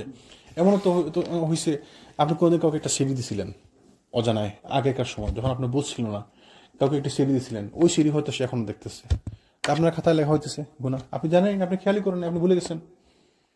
আপনি কাউকে একটি বক্তব্য শেয়ার করছিলেন হয়তো তখন, তাই না? বা কাউকে একটি বেদাত শিখিয়ে দিয়েছিলেন, আপনার মনেই নাই, আপনি ভুলে গেছেন, কিন্তু ওই লোক এখন ওই বেদাতটা করতেছে, তাহলে আর আপনার ঘাড়ে গুনাহ আসতেছে। তো কি জন্য তওবা করতে হবে? জানা অজানা, আমি বুঝি না বুঝি, আমার মনে আছে মনে নাই, সবকিছুর জন্য তওবা করতে হবে। আল্লাহ কাছে তো এই জন্য বারবার তওবা করতে হবে, বারবার তওবা করতে হবে। এবং তওবা করলে আল্লাহ তওবা কবুল করে। যদি এক মহিলা তওবা করছিল, জেনা করে আসছিল, তো রাসূল তাকে বলছে তুমি যাও, তোমার বাচ্চা ডেলিভারি হোক, তারপরে আসবা। তারপরে আবার আসছে, তুমি যাও, বাচ্চাকে দুধ খাও, তারপরে আসবা। তারপরে তাকে যখন শাস্তি দেওয়া, তখন কি বললেন? সাহাবীরা তাকে গালি দিলেন। এক সাহাবী মানে, না তুমি গালি দিও না, সে যে পরিমাণ ইস্তেগফার করছে এটা পুরা মদিনাবাসীর জন্য এনাফ হয়ে যেত। তো ইস্তেগফার করলে, তওবা করলে আল্লাহ মাফ করে। তো আমরা আসলে ইস্তেগফার তো করি না। যেমন জেনে বুঝে আজকে আমরা কয়বার ইস্তেগফার করছি, অভ্যাস হয়ে গেছে আমাদের অনেকে, নামাজে পড়ে আস্তাগফিরুল্লাহ আস্তাগফিরুল্লাহ আস্তাগফিরুল্লাহ আমরা বলি, এটা তো অভ্যাসবশত হয়ে গেছে। আলহামদুলিল্লাহ, আল্লাহ তো এটাও কবুল করবেন, ইনশাআল্লাহ কবুল করেন। অন্তত 15 বার তো আমাদের প্রতিদিন হয়, ইচ্ছা করে না হইলে 15 বার অন্তত হয়, তাই না? ইচ্ছা করে কে কয়বার করছে আবার ইস্তেগফার, যে আমি ইন্টেনশনালি করছি আজকে আমি একটু তওবা করি, আস্তাগফিরুল্লাহ আল আযীম, আস্তাগফিরুল্লাহ, কয়বার আমরা ইস্তেগফার করছি? Not much, right? তা আমাদের আসলে বুঝলেন, রাসূল সাল্লাল্লাহু আলাইহি ওয়াসাল্লাম প্রতিদিন 70 বার ইস্তেগফার করতেন, নাহলে 100 বার করতেন। যার কোনো গুনাহ নাই, আগের পিছনে সব গুনাহ মাফ। তো তিনি 70 বার লাগছে মাফ চাইতেন, 70 বার বুঝছেন আপনি? 70, যদি 2-5 মিনিট পর একবার মনে হয়, তা তো পুরো দিনই চলে যায় 70 বার করতে করতে। If you do it 2 times in a hour, আপনার পুরো দিন শেষ, 24 × 48, 3 × 24 = 72। তো ঘন্টা যদি 3 বার করে কেউ, ঘন্টা 3 বার ইস্তেগফার করা কি সহজ ব্যাপার? আপনি 10টার সময় একবার করবেন, 10:30 একবার করবেন, আর 10:59 একবার করবেন, তাহলে আপনি আর খারাপ কাজ করতে পারবেন? আপনার মাথায় কিছু আসবে, খারাপ কাজ সময় আসবে? তো ঘন্টা 3 বার করলে 24 ঘন্টাতে 72 বার হয়। তো দেখেন, ইস্তেগফার 70 বার করতে হলে পুরো দিন ইস্তেগফারের মধ্যে থাকা লাগে, সহজ ব্যাপার না, তাই না? জেনে বুঝিয়ে ইস্তেগফার করা সারা দিন যাবে আপনার শুধু ইস্তেগফার করতে গেলেই। তা আমরা তো এটা করি না। আমরা যখন যে সাহাবীরা বলছিল, ইয়া রাসূলুল্লাহ, যখন আমরা আপনার সামনে দিয়ে থাকি তখন আমরা ঈমান মজবুত থাকে, যখন বাড়ি চলে যাই তখন আমরা দুর্বল হয়ে যাই। এক সাহাবী, ইয়া রাসূলুল্লাহ, আমি তো মুনাফিক হয়ে গেছি। বলে কি হয়েছে? বলে, যখন আপনার সামনে দিয়ে থাকি তখন আমাদের দিনের কথা স্মরণ হয়, আমাদের ঈমান মজবুত থাকে, যখন বাড়ি চলে যাই তখন আমরা দুর্বল হয়ে যাই। তো সে বলছে কি, এটা হওয়ারই কথা, এটা হবে, যদি না হতো তাহলে তোমরা ফেরেশতারা তোমাদের সঙ্গে এসে হাত মেলাতো। তো এই জন্য এটা হবে, কিন্তু আমাদেরকে চেষ্টা করতে হবে আরো ভালো হওয়ার, আরো ভালো করার। আমাদের তো গুনাহ কোনো শেষ নাই, আপনার আমার গুনাহ কোনো শেষ আছে? আমরা প্রতি মুহূর্তে গুনাহ করছি। আপনি হয়তো বুঝতেছেন না আপনি কি গুনাহ করছেন। আপনি ফোন হাতে নিচ্ছেন, আপনি গুনার মধ্যে ঢুকে গেছেন। আপনি ফোনটা খালি আনলক করছেন, গুনার মধ্যে ঢুকে গেছেন। ইউটিউব ছাড়া, ফেসবুক ছাড়া কি আমরা থাকতে পারি 1 ঘন্টা? বা কোনো ওই ফোনের বা ডিভাইসে কোনো কিছু ছাড়া আমরা 1 ঘন্টা থাকতে পারি? তো আপনি যতক্ষণ আছেন আপনার গুনাহ আসতেছে, আপনি না চাইলেও আসতেছে। কোরআন তেলাওয়াতের মধ্যে বাজনা চলে আসে। আপনি নামাজ পড়ছেন, নামাজের মধ্যে আপনার রিংটোন বেজে ওঠে। কি মানে বাঁচার কোনো সুযোগ নাই। এই জন্য বারবার ইস্তেগফার করতে হবে। আল্লাহ রাসূল সাল্লাল্লাহু আলাইহি ওয়াসাল্লাম 70 বার করছে, আমাদেরকে 700 বার করা উচিত, 7000 বার করা উচিত। একটা মুহূর্ত যেন আমরা বাকি না থাকি ইস্তেগফার ছাড়া। আর শুধু যদি কেউ ইস্তেগফার করে তার জন্য ওইটি যথেষ্ট, তার আর কিছু আর কোনো জিকির আছে না করলেও হয়তো চলবে, শুধু যদি ইস্তেগফার করি। আমাদের সুযোগ নাই। আল্লাহ যেন আমাদেরকে হেদায়েত দেন, আল্লাহ যেন আমাদেরকে সঠিক বুঝ দান করেন। তো ওই ইহুদি যার নাম ছিল আবু রাফি। আচ্ছা, রাফি কি মুসলমানদের নাম রাখা যায়? হ্যাঁ, মানে নাম রাখা যায় রাফি? হ্যাঁ, অবশ্যই রাখা যায়। রাফি তো আল্লাহর একটি নাম। আল্লাহর নাম সম্বন্ধে একটি নাম হচ্ছে রাফি। না, রাফিকুল আলা। রাফিক মানে বন্ধু, আলা মানে উচ্চ বন্ধু, মানে একদম হাই লেভেল বন্ধু। আর আল্লাহর নাম সম্বন্ধে একটি নাম হচ্ছে রাফি। রাফি রাফি আল্লাহ একটি নাম। রাফি শব্দের অর্থ একটু দেখেন না কেউ, মিনিং অফ রাফি। রাফিয়া, রাফি আল্লাহর একটি নাম। 99টি নামের মধ্যে একটি নাম হচ্ছে রাফিয়া। তো রাফি নাম অবশ্যই রাখা যায়। তো আব্দুল রাখলে আরো ভালো, তবে রাফি নাম রাখা যায়। ওই রকম এক্সক্লুসিভ না যে রাজ্জাক রাখা যাবে। It means gentle in his actions and his legislations and his judgment. Meaning gentleness. ওকে, মানে আল্লাহ তার বিচারে, তার কর্মে, কাজে জেন্টল, ভদ্রতা। মানে আল্লাহ তার কাজে নরম, আল্লাহ তার কাজে জেন্টল। না, ওটা তো আমাদের লেখার মধ্যে, মানে বাংলা ইংলিশে তার আইন শব্দটা নাই। এই জন্য ওরা কি করে একটা অ্যাপোস্ট্রফি দিয়ে দেয়, apostrophe, so you understand. Like আলা, আলা তো আপনি বলতে পারবেন কি বাংলা করতে? আলা ইংলিশে আপনি লিখবেন ALA, আলা তো হয় না। তাহলে আলা কি করতে হবে বোঝার জন্য এর পরে একটা অ্যাপোস্ট্রফি দিয়ে দেয়, ওই যে ইনভার্টেড কমা সাইন আর কি দিয়ে, তাহলে বোঝার জন্য একটা আইন আলা। তো বাংলা তো সেম, আপনি আলা তো বাংলাতে নাই। বা আয়েশা, আয়েশাকে বানান করতে পারবেন? বলেন তো, কেউ পারবেন না, নাই। তো কি আমরা কি লিখি? আয়েশা, AYESH, বা বাংলায় অন্তস্থ তালিবস্য, তাই না? এই জন্য আর পরে অথবা এর পরে একটা অ্যাপোস্ট্রফি দিতে বোঝা যায় একটা আইন আয়েশা না, আয়েশা। তো অ্যাভয়েড করা ভালো। আল্লাহর নাম সমূহ কোনো নামই, যদিও কিছু নাম আছে রাখা যায়, যেমন স্বামী নাম হইতে পারে, আল্লাহর নাম স্বামী, আবার আপনার নাম স্বামী হইতে পারে। স্বামী মানে কি? যে শুনে। বাসির আল্লাহর একটি নাম, কিন্তু আপনার নাম বাসির হইতে পারে, আপনি দেখেন, তাই না? কিন্তু উত্তম হচ্ছে আব্দুল্লাহ গায়ে নেয়া, যেহেতু আল্লাহর নাম আমি অ্যাবসলিউটলি বেঁচে থাকা ভালো। তাহলে আব্দুল বাসির, আব্দুল সামি। রাব্বি তো ঠিক নেই, এগুলো তো কঠিন ব্যাপার, এগুলো তো কঠিন ব্যাপার। রাব্বি ওনাকে নাম রাখে, রাব্বি মানে কি? হে আমার রব। তা আমি দেখলাম, হ্যাঁ রাব্বি, রাব্বি ধরেন এক্সাম্পল, ওনার নাম রাব্বি, আমি বললাম যে রাব্বি এদিকে আসো। রাব্বি মানে কি? রাব্বি। যেমন আরবিতে যখন রাবের পরে ইয়া লাগানো হয়, তো এটা মানে হয় যে আমার রব, মানে ওই অ্যাটাচ প্রনাউন বলে আর কি, অ্যাটাচ প্রনাউন। রাব্বুক মানে তোমার রব, তাই না? রাব্বি মানে আমার রব, রাব্বুনা মানে আমাদের রব, তো অ্যাটাচ প্রনাউন। তো রাব্বি ইয়া লাগাই দিলে ওটা হয়ে যায় আমার রব। তো আমি আপনাকে ডাকতেছি, রাব্বি এদিকে আসেন, আমার রব এদিকে আসেন। কঠিন ব্যাপার, এটা বিশাল গুণ। আমরা না জেনে কত কিছু করি। তো এই সমস্ত নাম আমাদেরকে চেঞ্জ করা উচিত, তাই না? মানে কোনো ঝামেলা দরকার নেই। স্বামী, ঠিক আছে, স্বামী রাখা যায়। কিছু নাম রাখা যায় না যেগুলো মানুষ আল্লাহ ছাড়া কারো এখতিয়ার, যেমন রাজ্জাক আপনি রাখতে পারবেন না, খালিক আপনি রাখতে পারবেন না, তাই না? কাইয়ুম আপনি রাখতে পারবেন না। হ্যাঁ, এগুলো রাখবে, আব্দুর রাজ্জাক রাখবে, তো আব্দুল লাগিয়ে তো রাখতে হবে, তখন সেটা তো উত্তম হয়ে গেল। তো এই জন্য রাফি, কেন বললাম যে রাফি নামটা আমরা অনেকে জানি না, যেটা আল্লাহর একটি নাম। যেরকম অনেকগুলো নাম আছে আমরা জানি না। তো মানে আমরা শুধু জানি কি ওই রহমান, রহিম, খালিক, মালিক, এগুলো আমরা জানি, যে কমন 10-12টা সূরা ওই হাসরের শেষ 3 আয়াতে যেগুলো আছে আমরা এগুলো জানি বেশি বেশি। আসলে আল্লাহর 99টা নাম তো আছে, মানে হাদিস কোরআন, ওই 99 নামের মধ্যে আবার কিছু ইখতিলাফ আছে। শেখ সালাহ আল উসাইমিন রহিমাহুল্লাহ একটি বই আছে, আল্লাহ 99 নাম। Okay, so this one has 99 different names. Other scholars like অন্যান্য ওলামারা লিখছেন যে ওই বইগুলোর মধ্যে আবার অন্য ধরনের আরো কিছু নাম এড আছে। কেউ বলছেন যে এটা আল্লাহর নাম না, এটা আল্লাহর একটি গুণ। আর কেউ বলছেন যে না, এইটা আল্লাহর একটি নাম না, ওইটা একটি গুণ। তো এই মোটামুটি কনফিউশন আছে। তারপরে মোটামুটি অন্তত 80-90টা নাম তো আছে যেটা কমন, সবার সব বইতে আছে। এগুলো ছাড়াও আল্লাহর অনেকগুলা নাম আছে, শুধু আমাদেরকে কোন হাদিসের মাধ্যমে আসছে 99টা। ওই 99টা নাম জানার দরকার আছে না? জানলে বেনিফিট কি আছে? You will call unto Allah the way. এটা তো আছে, এটা তো একটা আছে, but there is an absolute benefit. If someone knows and understand and act on these names, he'll go to Jannah. But that's what I'm saying. You Yeah. have to act on it. হ্যাঁ, তাহলে কেউ যদি জানে যে আল্লাহ রহমান, তিনি রহমত পোষণ করেন, তাহলে আমি আর কারো কাছে রহমত চাইবো না, ভিক্ষা চাইবো না, আমি আল্লাহর কাছে রহমত চাইবো, আল্লাহর কাছে আমি দোয়া করবো। ওই সমস্ত ওইরকম বোঝ থাকতে হবে যে সৃষ্টিকর্তা খালিক যিনি সৃষ্টি করেছেন আমাকে, আমি শুধু তার ইবাদত, আমি আর কারো ইবাদত করবো না, আমাকে সৃষ্টি করেছে আল্লাহ সুবহানাহু ওয়া তাআলা, আমি কেন আরেকজন ইবাদত করবো? রাজ্জাক, রিজিক দাতা, তাহলে আল্লাহ আমাকে রিজিক দিয়ে, আমি কেন আরেকজনের পরোয়া করবো? ওইভাবে বিশ্বাস করে ওইভাবে মানতে হবে এবং ওইভাবে জীবন পরিচালনা করতে হবে যে আমি আল্লাহ হচ্ছেন আমার রাজ্জাক, আমাকে রিজিক দেন, তাহলে আমি কেন আরেকজনের ওই কি বলে ওইটা, আরেকজনের তোষামোদি করতে যাবো হারামের জন্য? তো ওইভাবে ইমান থাকলে তাই সে জান্নাতে যাবে। আবার উলামারা সহজ করে দিচ্ছে, বলছে অন্তত নামগুলো যদি কেউ জানে তাও তার জন্য হয়তো এটা, তাও তো ভালো, নামগুলো অন্তত জানুক, না বুঝে হইলেও জানুক, তারপরে আস্তে আস্তে ঠিক হইব। আল্লাহ যেন আমাদেরকে নামগুলো শেখার তৌফিক দান করেন। আমাদের উইকেন্ড ক্লাসের বাচ্চারা শিখছে 50-52 নাম শিখে বলছে, আমরা একটু একটু করে শিখে দিছি। তো কয়েকজন শিখে বলছে পরে 50-52টা, কয়েকজন 30টা শিখছে, কয়েকজন 35টা শিখছে, কয়েকজন 20টা শিখছে, কয়েকজন একদমই, এটা সব জায়গায় হয়, তাই না? সাম কিডস ওই যে হিফস ক্লাসে দেখবেন 2-3জন 3 মাসে 4 মাসে 6 মাসে হাফিজ হয়ে গেছে, আর 2-3জন 5 বছর পরে বাদ দিয়ে দিছে, এরকম হয়। আল্লাহ আসলে সবাইকে সমান ইয়ে দেন না। তো এই লোক কি করতো, ইসলামের প্রতি বৈরিভাবাপন্ন ইহুদি প্রধানদের মধ্যে সে ছিল অন্যতম। মুসলিমদের বিরুদ্ধে মুশরিকদেরকে প্ররোচিত করার, প্রলোভিত করার ব্যাপারে সে সবসময় অগ্রণী ভূমিকা পালন করত এবং ধন সম্পদ এবং রসদ সরবরাহ করে তাদেরকে সাহায্য করত।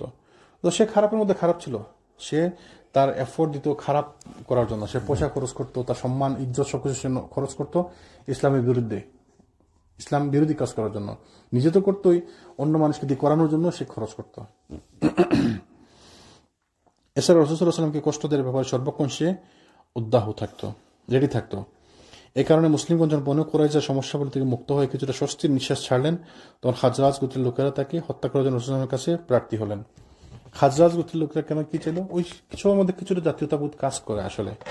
ওই দিন সে দেখবেন সবার মধ্যে এটা কিছু আছে যে আমার বাড়ি বাংলাদেশ, আরেকজনের বাড়ি পাকিস্তান, তো এখানে কেউ যদি বাইরের পাকিস্তানে কেউ আসে, অন্য জায়গায় কেউ আসে, আমরা পারতপক্ষে চাইবো না যে সে কোনো বড় জায়গায় যাক, মানে আমাদের লোককে ডিঙ্গিয়ে। সবার মধ্যে এটা আছে, সাহাবীদের মধ্যেও ছিল। যখনই কোনো ইয়ে লাগতো, ওই একটু তুতু মেমে হইতো, মানে একটু মানে ঝগড়া লাগতো, তো তাদের মধ্যে হয়তো এইগুলা হয়েছে না। ওই যদি বলছে ইয়া আনসার ইয়া মুহাজিরুন, মুহাজির এবং আনসার দেখে তারা আলাদা হয়ে গেল। তো সেম আনসারদের মধ্যে ছিল আউস গোত্র এই কাজ করছে, আমরাও এই কাজ করবো। খাজরাজ গোত্র, আউস গোত্র কি করছে, ওই যে কাব বিন আশরাফকে হত্যা করছে, তাদের একটা সম্মান বাড়ছে। আমরা যদি এরকম একজন হত্যা করতে তাহলে আমাদের একটা সম্মান বাড়লো। তো সব সময়গুলো আছে, থাকে। টাঙ্গাইলে লোক আসলে মুজাহিদরা একটু আলাদা করে সম্মান করে, আলাদা কেয়ার করে, ঠিক এদের বাসায় যায়, বাসায় নামাই দেয়, তাই না? আমরা তো এগুলো দেখি। তো আবার ওই যে নখালি লোক আসলে দেখবেন হুমান বেরা খুব একটা খাতির করতেছে, তো এটা থাকে, এটা সবার মধ্যে থাকে। বিগিনিং থেকে ওই যে বললাম না, সবার মধ্যে থাকে, সবার মধ্যে থাকে। তো এইগুলা মানে এজ লং এজ এটা হারাম কিছু না, আল্লাহ এবং রাসূল বিরোধী কিছু না, it's not bad, it's not wrong. যেমন এই যে তারা চাইলো যে রাসূলের কাছে, যে রাসূলুল্লাহ আমাদের পারমিশন দেন, আমরা ওকে হত্যা করতে চাই, তো রাসূল তো খারাপ বলেননি, তাদেরকে পারমিশন দিচ্ছেন, তাদের জন্য দোয়া করছেন। তো এই জন্য ভালো কাজে অংশগ্রহণ করতে হবে। ভালো কাজ করতে যাচ্ছে, ঠিক আছে, যাও, আলহামদুলিল্লাহ, ফাফিরু ইলাল্লাহ, তোমরা আল্লাহর দিকে দৌড়াও, রান টুয়ার্ডস আল্লাহ, ভালো কাজের দিকে দৌড়াও। এই জন্য ভালো কাজ, একজন ধরেন একজন সিলেটের লোক আসছে, তো তার নামাজের মধ্যে উল্টাপাল্টা আছে, তাকে যদি আমি সিলেটি ভাষায় কথা বলে নামাজের দিকে আনতে পারি, this is better then I talk to him in other language, তাই না? একজন লোক ইংলিশ পারে, তার সাথে আমি যদি ইংলিশ কথা বলে তাকে নামাজের মধ্যে আনতে পারি, this is better then I speak to him in other language. Other language কথা বলে সে বুঝলো না বা সে পাত্তা দিল না, তার থেকে ভালো না যে আমি তাকে নামাজের মধ্যে আনতে পারছি। তো ভালো কাজের জন্য অসুবিধা নাই, বাট ওই জাতীয়তাবোধ খারাপ, যেটা মানুষকে ইসলাম বিরোধী কাজ করতেন, আসাবিয়া, যেটা ইসলামে নিষিদ্ধ।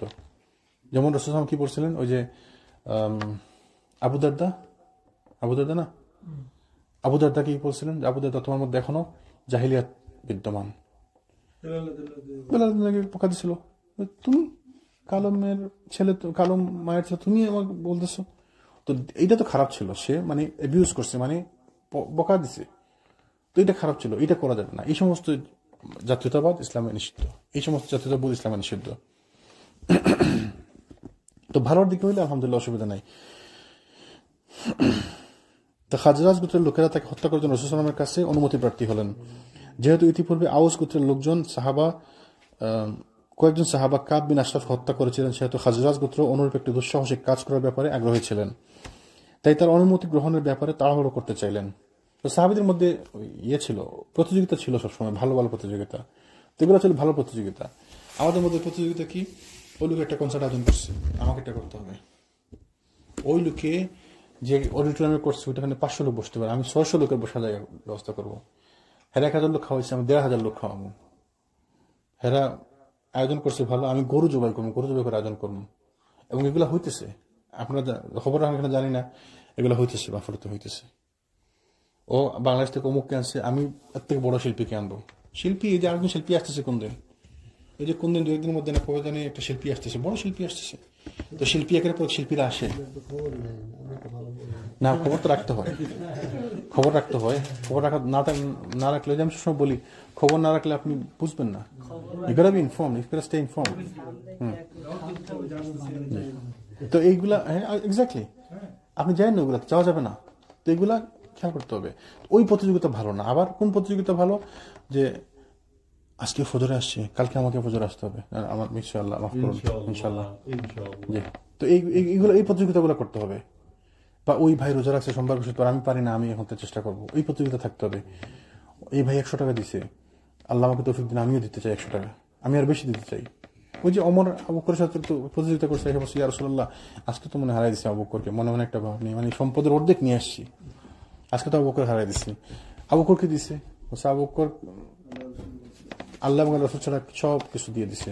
মানে আল্লাহ এবং রাসূলকে তো রাখতে পারো না, এটা মানে কি? এটা মানে হচ্ছে আমি আল্লাহ এবং রাসূলের প্রতি ভালোবাসা আছে আমার, আর বাকি আমার কিচ্ছু না, আমি সব দিয়ে দিচ্ছি 100%। তারপর বলছে না, আবু বকরের সাথে আর পারা যাবে না। তা আবু বকর রাদিয়াল্লাহু আনহু কিছু স্ট্যান্ডার্ড সেট আপ করে গেছিল, যেটা ওমর বলতেছিল যে ইয়া আবু বকর, আপনি কি করতেছেন এগুলা, আপনি যে সেট আপ করতেছেন, যে স্ট্যান্ডার্ড রেখে দিচ্ছেন, সেটা তো আমরা কেউ বিট করতে পারবো না। আবু বকর খলিফা ছিলেন, এক বর্ণনা আসছে প্রত্যেকদিন সকালে আবু বকর ফজরের পরে কই চলে যেতেন, কেউ খুঁজে পাইতেন আবু বকরকে। তো একদিন পিছন পিছনে খবর দেখছে, এক বয়স্ক মহিলার বাড়ি থেকে আবু বকর তার ঘর ঝাড়ু দিয়ে, তার খাবার রেডি করে, তার গৃহস্থালী কাজ বাজ করে তারপরে আসে। তো ওটা দেখে ওমর বলছেন যে আপনি যে স্ট্যান্ডার্ড সেট আপ করে যাইতেছেন, no one can beat this thing, এত হাই স্ট্যান্ডার্ড। তো এই সাহাবীদের মধ্যে কম্পিটিশন ছিল, তারা কম্পিটিশন করতেন, তো ভালো কম্পিটিশন। তা আমার এক ভাই, আমি শুনছি এক ভাই মাসে 1 খতম দেয়, তা আমি একটা খতম দিব মাসে। আছেন আমাদের মসজিদে এক ভাই, তার বউ মাসে 2 খতম দেয়, এরকম শুনছি না আমরা।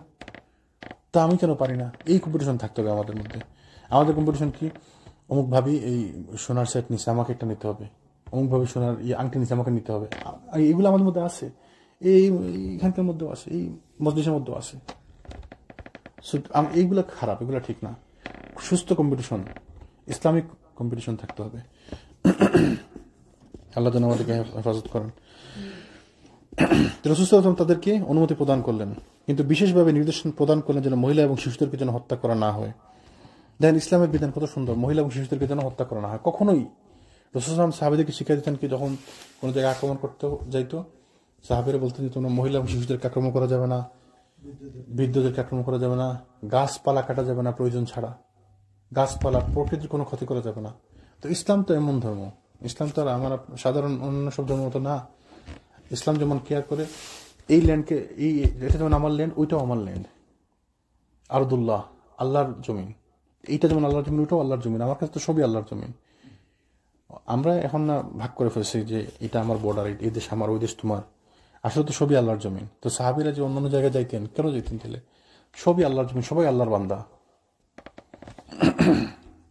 এই জন্য ইসলাম হচ্ছে সুন্দর, ইসলামের সৌন্দর্য, মানুষ যখন সৌন্দর্য বুঝতে পারে, দেখতে পারে, তখনই মানুষ ইসলাম গ্রহণ করে। তো রাসূল সাল্লাল্লাহু আলাইহি ওয়াসাল্লামের অনুমতি লাভের পর 5 সদস্য বিশিষ্ট একটি দল গন্তব্য অভিমুখে রওনা হয়ে যায়। এরা সকলে ছিলেন খাজরাজ গোত্রের শাখা বনু সালামা গোত্রের সঙ্গে সম্পর্কিত। এদের দলনেতা ছিলেন আব্দুল্লাহ বিন আতিক। এ দলটি সোজা খায়বার অভিমুখে গেলেন। ইহুদিরা এখন আছে কোন জায়গায়? খালি খায়বারে। খায়বার একটু দূরে মদিনার থেকে। আগে যারা ছিল মদিনাতে থাকতো, 3টি গোত্র বলছিলেন, মেজর 3টা গোত্র, বনু নাজির, বনু কায়নুকা, বনু কোরাইজা।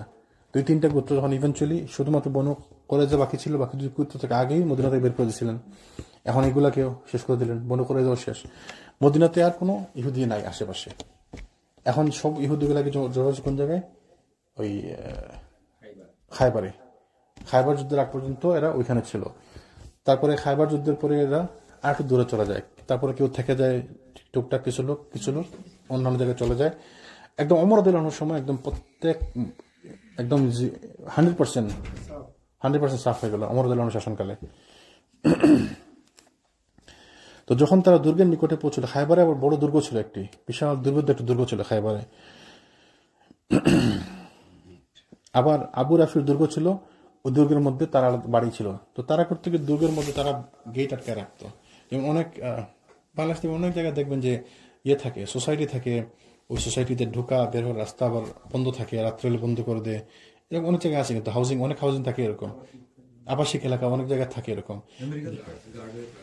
হ্যাঁ, গার্ড থাকে, দারোয়ান থাকে বাংলাদেশে, মানে রাত্রে অমুক টাইমের পরে তো বন্ধ করে দেয় গেট, এরকম আছে। তো ওদের ছিল এরকম আর কি, মানে যে কেউ ঢুকতে পারবে না, একটা সার্টেন টাইমের পরে বন্ধ করে দিল, আবার সকালে খোলা দিবে, এরকম সিকিউর ছিল। তারা তো আবার সবসময় সিকিউরিটিতে খুব বিশ্বাসী।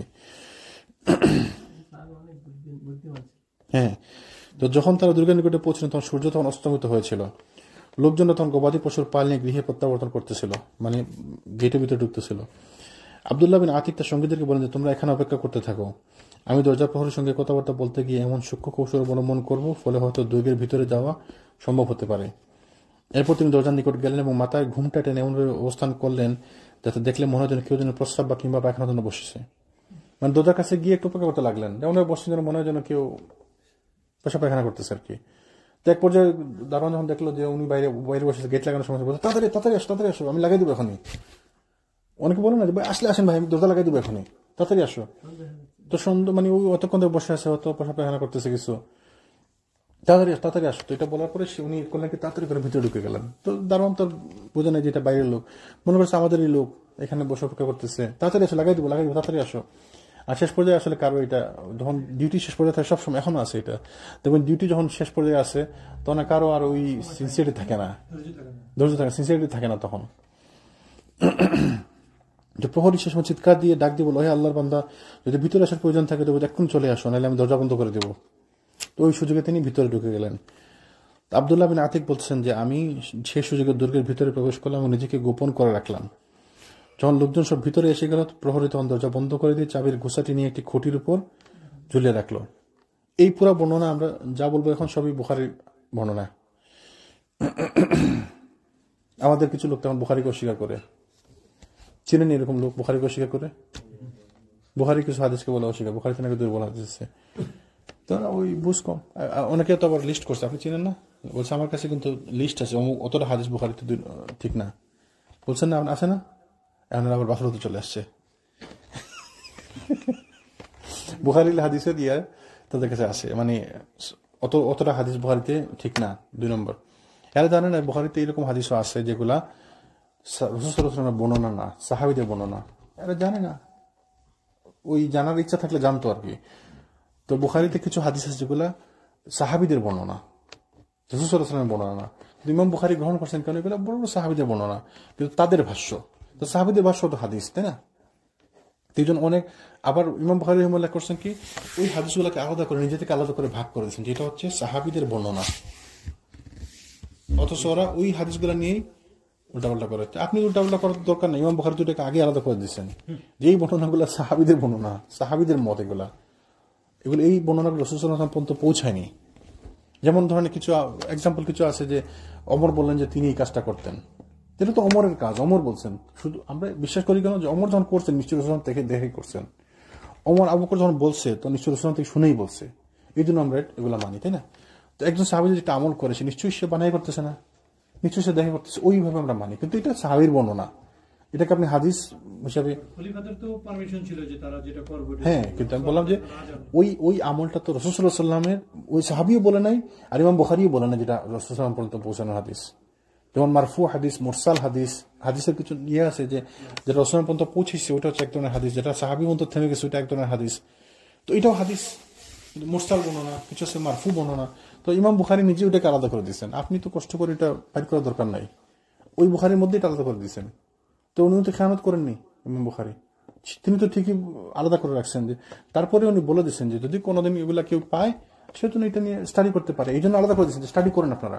মানে আপনার সুযোগ উনি দিয়ে দিলেন, এখন আপনি পণ্ডিতি করতেছেন যে হ্যাঁ আমি পাইছি, আপনি তো পাওয়ার গেছেন, এটা তো অলরেডি বুখারীতে দেয়া আছে। ইমাম বুখারী কবে মারা গেছেন? ওই কত 200-250 হিজরিতে মারা গেছেন, 250 হিজরির আগে। তো ওই সময় থেকে তো এগুলো দেয়া, উনি দিয়ে নিজেই দিয়ে রাখছে, আপনাকে তো পণ্ডিত করে বাইর করা লাগবে না, আপনি স্টাডি করেন দেখেন।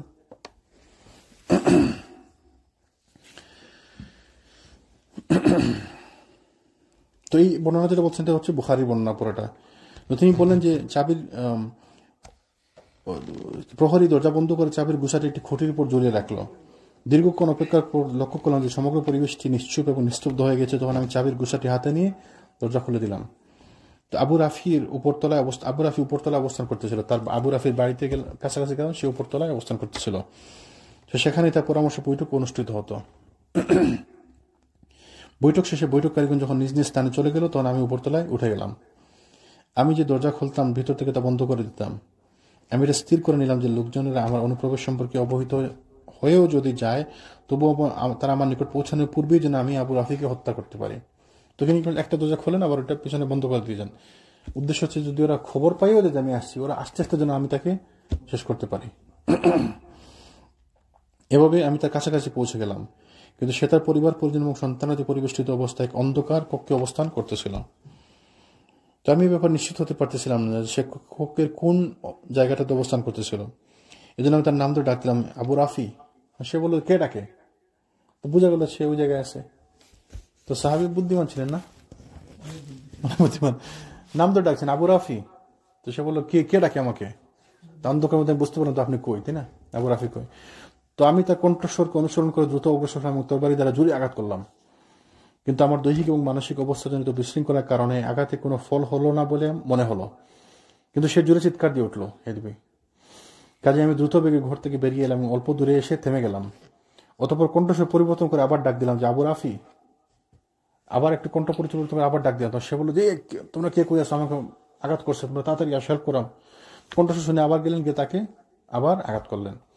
এইভাবে তখন তিনি বললেন যে আমার কাছে মনে হচ্ছে সে মারা যায়নি। তখন আমি সম্মুরে পুরা তরবারি তার পেটের মধ্যে ঢুকিয়ে দিলাম, নিশ্চিত হলাম যে সে মারা গেছে। তারপরে বেরিয়ে আসলেন। তিনি কি বলতেছেন বর্ণনাতে? তো সে বললো, যখন আমি ডাক দিলাম যে আবু রাফি, তো সে বললো যে তোমার মা ধ্বংস হোক, অল্পক্ষণ পূর্বে এই ঘরে কে যেন আমাকে তরবারি দ্বারা আঘাত করেছে। আব্দুল্লাহ বিন আতিক বললেন যে আমি আবারও প্রচন্ড শক্তিতে তরবারি দ্বারা তাকে আঘাত করলাম। তার ক্ষতস্থান থেকে রক্তের ফোয়ারা ছুটতে লাগলো, কিন্তু এত তাকে হত্যা করা সম্ভব হলো না। তখন আমি তরবারির অগ্রভাগ তার পেটের মধ্যে ঢুকিয়ে প্রবেশ করিয়ে দিলাম। তরবারির অগ্রভাগ তার পৃষ্ঠদেশ পর্যন্ত পৌঁছে গেল, মানে পিঠ পর্যন্ত পৌঁছে গেল। এখন আমি স্থির ও নিশ্চিত হলাম যে সে নিহত হয়েছে। তাই আমি একের পরে দরজা খুলতে খুলতে নিচে নামতে লাগলাম। অতঃপর সিঁড়ির মুখে শেষ ধাপে গিয়ে বুঝতে পারলাম যে আমি মাটিতে পৌঁছে গেছি। কিন্তু কিছুটা অসাবধানতার সঙ্গে মাটিতে পা রাখতে গিয়ে আমি নিচে পড়ে গেলাম, মানে হঠাৎ করে পা ফসকাইয়া পড়ে গেল। পড়ে গেলে তার গোড়ালি ইঞ্জুরি হলো, আহত হলো। চাঁদের আলোয় আলোকিত ছিল চারদিক। নিচে পড়ার সঙ্গে সঙ্গে পায়ের গোড়ালি গেল স্থানচ্যুত হয়ে, মানে গোড়ালি মস্কায় গেল, ভেঙে গেল আর কি। তো মাথার পাগড়ি খুলে শক্ত করে বেঁধে ফেললাম পায়ের গোড়ালি। অতঃপর দরজা হতে দূরে গিয়ে বসে পড়লাম এবং মনে মনে স্থির করলাম যতক্ষণ না ঘোষণাকারীর মুখ থেকে তার মৃত্যুর ঘোষণা শুনতে পাচ্ছি আমি এ স্থান পরিত্যাগ করব না। যতক্ষণ না আমি শুনবো যে সে মারা গেছে, কনফার্ম নিউজ পাবো, ততক্ষণ আমি যাবো না এখান থেকে। সো এখানে অবস্থান করবো। আজানের সময় গেছে, তবে ইনশাল্লাহ আগামী দিন কন্টিনিউ করবো। আল্লাহ যেন আমাদেরকে তৌফিক দেন, যেন আগামী দিনও কন্টিনিউ করতে পারি, যেন আগামী দিন আবার একত্রিত হতে পারি। রাসূল সাল্লাল্লাহু আলাইহি ওয়াসাল্লামের জীবনী সুন্দর না? ইন্টারেস্টিং তো অবশ্যই, প্লাস এখানে শিক্ষা আছে আমাদের জন্য, এখানে লেসন আছে। আমি বারবার বলি রাসূল সাল্লাল্লাহু আলাইহি ওয়াসাল্লামের জীবনী আমাদের জন্য প্রত্যেক মুহূর্তে মুহূর্তে শিক্ষা আছে, প্রত্যেকটা সেকেন্ডে সেকেন্ডে আমাদের জন্য লেসন আছে। রাসূল সাল্লাল্লাহু আলাইহি ওয়াসাল্লামের জীবনী, সাহাবীদের জীবনী, সাহাবীরা কিরকম মানুষ ছিলেন, রসুলাম কিরকম মানুষ ছিলেন, সুবহানাল্লাহ, সোনার মানুষ ছিলেন, গোল্ডেন সোনার মানুষ ছিলেন। তারা যা করছেন রসুলাম থেকে দেখে করছেন, রসুলাম থেকে শিখে করছেন। তা আমরা যদি তাদের অনুসরণ করি সাকসেসফুল, আমরা সাকসেসফুল হতে পারবো। আল্লাহ যেন আমাদেরকে তৌফিক দেন। সুবহানাকাল্লাহুম্মা বিহামদিকা আশহাদু আল্লা ইলাহা ইল্লা আনতা আস্তাগফিরুকা ওয়া আতুবু ইলাইক।